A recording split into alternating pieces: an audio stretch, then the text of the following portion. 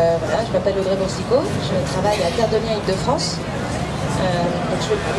Je vais vous présenter un peu le mouvement. Contrairement à la nef, je pense que c'est un peu moins connu, c'est plus nouveau. Donc le mouvement Terre de Liens, il est né en 2003. Il a été porté par 4 réseaux d'acteurs. Un réseau d'acteurs de l'éducation populaire avec Relier, celui de la finance solidaire notamment avec la nef, et celui de l'agriculture biologique et biodynamique. Donc c'est parti d'un groupe de travail qui en 1998 s'est constitué pour travailler sur les questions liées à l'accès au foncier et quelle était la problématique des jeunes qui voulaient s'installer en agriculture biologique. Donc le constat majeur qu'ils ont fait, c'était que pour un jeune qui veut s'installer, l'accès au foncier c'est c'est très difficile, d'une part parce que le coût d'installation est très élevé, c'est en moyenne en France 125 000 €. Et là je parle d'une moyenne nationale, si on parle du prix de l'hectare dans le Limousin ça va être 1 000 €, et en Ile-de-France ça sera jamais en dessous de 5 000 €. Donc c'est très élevé, et quand on est un jeune et qu'on veut s'installer en agriculture biologique et qu'on va voir son banquier et qu'on lui dit j'aimerais bien m'installer, c'est difficile de se voir octroyer un prêt. Donc le groupe s'est constitué, le mouvement Terre de Liens s'est constitué. Donc aujourd'hui il y a 19 associations territoriales qui sont réparties sur toute la France. Il y a l'association nationale qui est basée à Crète, dans la Drôme, et 2 outils de finance solidaire qui ont été développés, qui sont la foncière et le fonds Terre de Liens.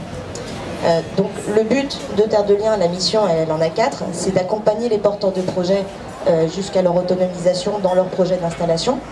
Le deuxième projet, c'est d'acquérir et de transmettre des exploitations agricoles. Troisièmement, c'est de développer l'agriculture biologique et biodynamique et des projets respectueux de l'environnement.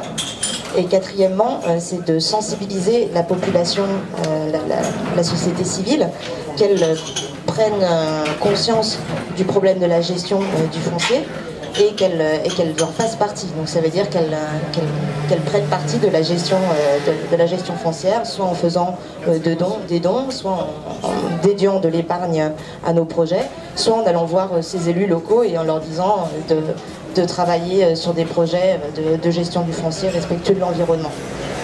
Donc je vais vous parler maintenant des 2 outils qui ont été développés. Donc, le premier, c'est celui de la foncière Terre de Liens. Donc il a été développé en 2006. Donc il permet de collecter de l'épargne solidaire et d'acquérir des terres, des exploitations, du bâti agricole pour y installer des jeunes agriculteurs en projet biologique via un bail rural environnemental qui permet de garantir en fait la vocation agricole et biologique des exploitations. Donc c'est une forme juridique un peu particulière, c'est ce qu'on appelle une société par commandite, en commandite par action, à capital variable. C'est une forme juridique qui existe depuis le XVIe siècle, qui est très peu utilisée. Elle est composée de deux instances, d'abord le commandité et les commanditaires. Donc les commanditaires, c'est ceux qui apportent le capital, donc en achetant des actions à la foncière, pour acquérir des terres et des exploitations, et le commandité qui est l'instance de gestion de la foncière, donc qui permet de gérer le capital et de décider de son utilisation. Donc elle est composée à 45% de la nef, à 45% de l'association nationale Terre de Liens, et à 10% ce qu'on appelle l'arbitre minoritaire qui est Chob Partena, qui est le président et le fondateur de Terre de Liens. Donc aujourd'hui, la foncière, c'est plus de 8000 actionnaires.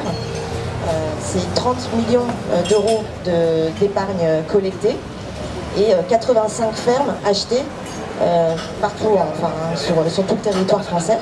Et on a pu installer 150 fermiers, parce qu'en général les projets en agriculture biologique demandent beaucoup de main d'œuvre, donc même si on a 85 fermes, c'est bien 150 agriculteurs qui sont installés. Donc là, en 2008, on a créé le fonds de dotation.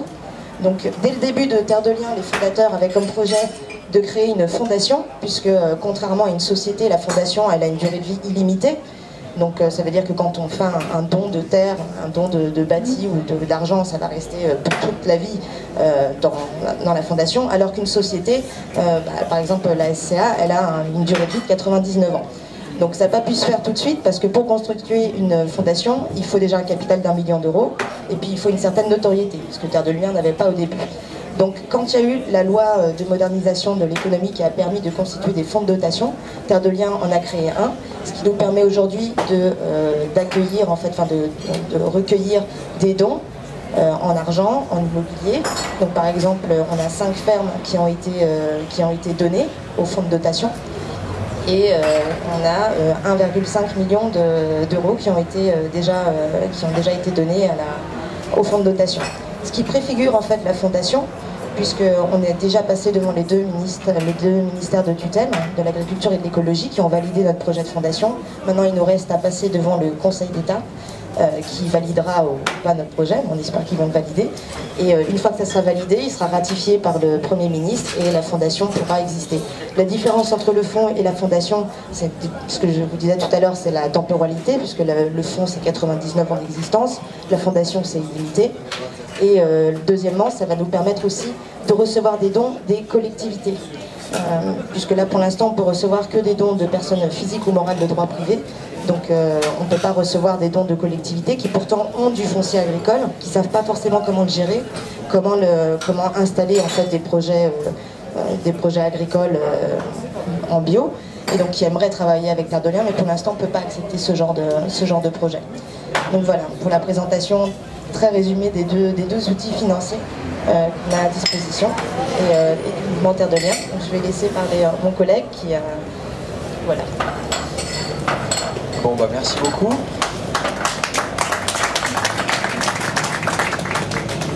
Bon bah moi c'est bien parce que du coup j'ai pu expliquer le principe réglementaire parce que vous avez tout compris. Énergie par